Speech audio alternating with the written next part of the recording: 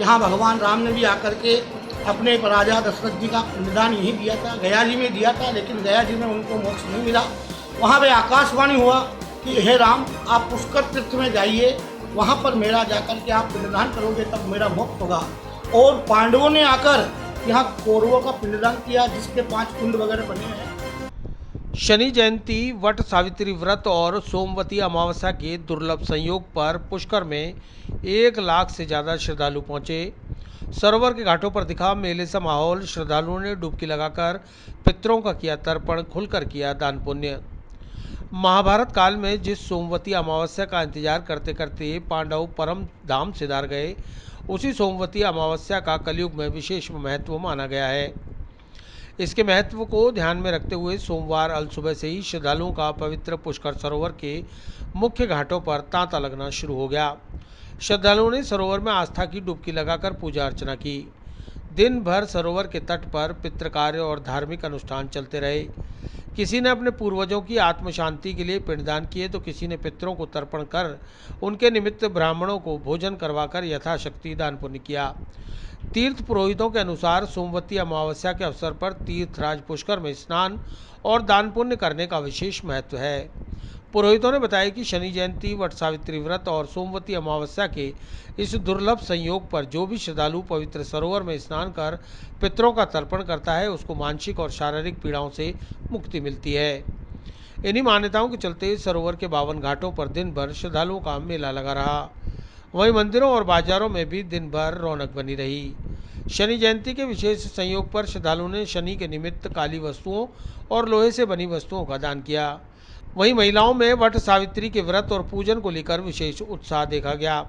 पुष्कर आए श्रद्धालुओं और कस्बे की महिलाओं ने कस्बे के विभिन्न स्थानों पर वट वृक्ष की पूजा कर अपने पति और परिवार की दीर्घायु की कामना की। शनि जयंती, वट सावित्री और सोमवती अमावस्या के इस दुर्लभ संयोग पर पुष्कर में 1 लाख से ज़्यादा श्रद्धालुओं की आवक दर्ज की गई। सोमवती अमावस्या है और इस अमावस्या के पर्व पर यहाँ यात्रालु हमारे पुष्कर में खास करके पितरों के काम से आते हैं और त्रिपिंडी, पिंडदान, नारायण बलि या उनके अनेक कोई पुराने ज़माने में पूर्वज चले गए हो, उनको ज्ञात नहीं हो, या उनके परिवार में कभी किसी ने मृत्यु होने के बाद में 3 वर्ष तक पिंडदान नहीं कराया, तो वो क्या है कि ऑटोमेटिक ही प्रेत योनि में चला जाता है। तो उसके सब प्रेत योनियों को छुटकारा पाने के लिए यहाँ पुष्कर में कई श्रद्धालु हमारे हजारों संख्या में यहाँ पर आए हुए हैं। उसी वजह से यहाँ आज सोमवती अमावस्या का पर्व जो बड़ा है, अमावस्या का दिन पितरों का होता है। यहाँ भगवान राम ने भी आकर के अपने राजा दशरथ जी का पिंडदान यहीं दिया था, गया जी में दिया था, लेकिन गया जी में उनको मोक्ष नहीं मिला। वहाँ पे आकाशवाणी हुआ कि हे राम, आप पुष्कर तीर्थ में जाइए, वहाँ पर मेरा जाकर के आप पिंडदान करोगे तब मेरा मोक्ष होगा।